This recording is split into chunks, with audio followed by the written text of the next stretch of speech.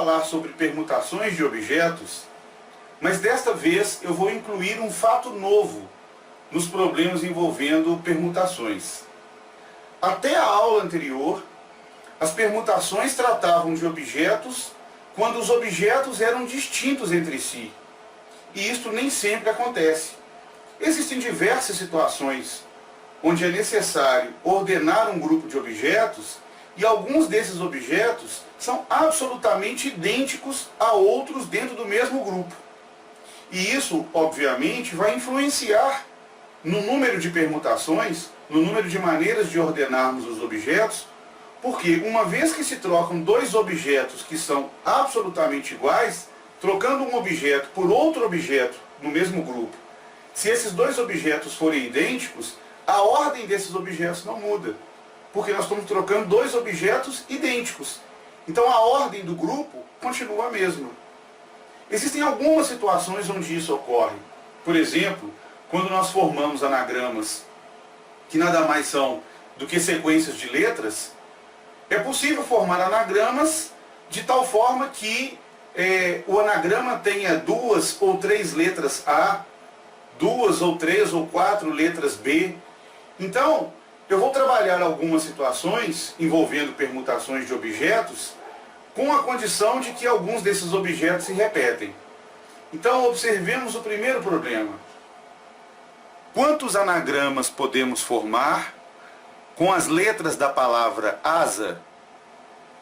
Com as letras da palavra asa, A-S-A, é bastante simples enumerar todas as possibilidades de anagramas possíveis de serem formados, uma vez que há apenas 3 letras, sendo que das 3, 2 são repetidas, 2 letras A.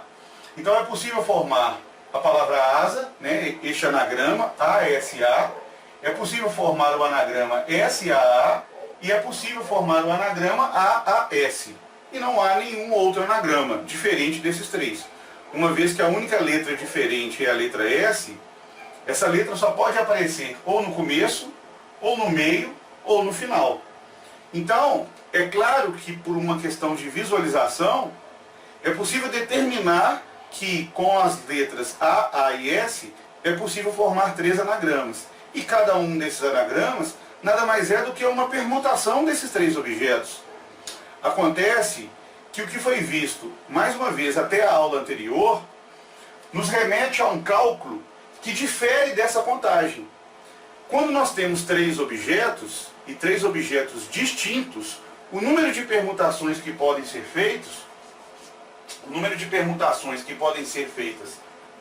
com 3 objetos é dado por 3 fatorial, que é igual a 6. E, apesar de este cálculo ser um cálculo que nos remete a permutações de objetos distintos, ele pode ser usado, eu vou, digamos, consertar ou adequar este cálculo que é feito para objetos distintos, para que ele seja aplicado num problema onde eu tenha permutações com objetos nem todos distintos. E a maneira com a qual nós podemos aproveitar o cálculo 3 fatorial, que nos mostra 6 possibilidades de fazer os anagramas, como se as letras fossem distintas, é, num primeiro momento, tomando os objetos, que no caso aqui são as letras da palavra asa, como se todos eles fossem distintos. Então vamos entender como se as letras A, S, A fossem todas distintas. Mas aí vocês perguntam, mas as letras A não são iguais? É evidente que são. Mas num primeiro momento vamos caracterizar as duas letras A de alguma forma que seja possível distinguir uma letra A da outra. Isso pode ser feito de várias formas. Por exemplo, criando um índice, chamando uma das letras de A1 e a outra de A2. Ou escrevendo uma na forma maiúscula e outra na forma minúscula. Então, num primeiro momento, de alguma forma, vamos criar uma característica que permita fazer a distinção entre aqueles objetos que são iguais. Então eu vou usar aqui a possibilidade de escrever uma na forma maiúscula e outra minúscula. Então, tomando os 3 objetos A, S e A, de tal forma que seja possível fazer a distinção entre as duas letras A, então nós temos A maiúscula, a letra A na forma minúscula e a letra S. e AAS é um anagrama. Então, cada vez que eu troco duas dessas letras, dois desses objetos, eu crio uma ordem diferente, que é uma outra permutação. Então, ao trocar as duas letras A, mesmo que elas sejam iguais, A e S, fazendo essa caracterização como uma maiúscula e a outra minúscula, então nós temos, aparentemente, um outro anagrama, uma outra permutação. Então, fazendo isso para todos os anagramas, então eu posso escrever aqui S, A, S, vou chamar aqui de Azinho, Azão, outro anagrama, trocando as letras A de lugar. Ou ainda poderia fazer Azão, S, Azinho, ou Azinho, S, Azão. Então aqui estão os 6 anagramas que o cálculo de 3 fatorial nos mostra que há 6 possibilidades diferentes de formarmos um anagrama com as letras A e S, como se as letras A e A fossem diferentes, de alguma forma que eu coloquei maiúsculo e minúsculo.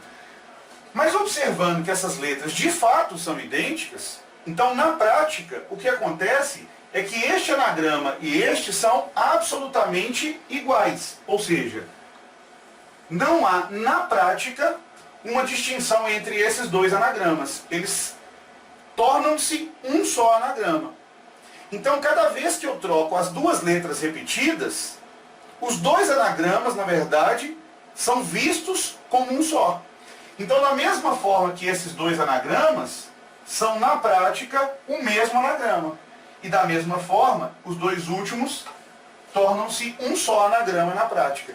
Então, em vez de nós termos 6 anagramas, eu tenho, na verdade, 3 anagramas possíveis de serem formados, uma vez que cada anagrama que troca as letras que são repetidas, A e A, forma um outro anagrama absolutamente igual. Ou seja, na prática ele não é outro anagrama, é o mesmo anagrama.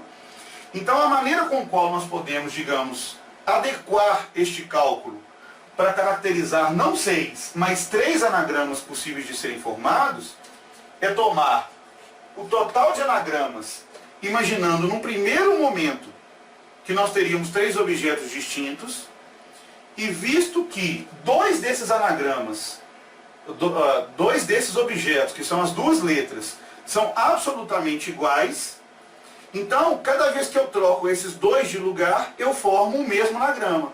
Então, isso mostra que a cada 2 anagramas, eu tenho apenas um. Então, se a quantidade vai ficar 2 vezes menor, porque a cada 2, na verdade, eu só tenho um, então vai cair a metade. Então, o total de anagramas que é possível formar na prática, ou realmente, é o total 3 fatorial calculado anteriormente, dividido por 2. Então, 6 dividido por 2, nós temos um total de 3 anagramas possíveis de serem formados. E este raciocínio se adequa a qualquer tipo de permutação quando nós temos objetos repetidos.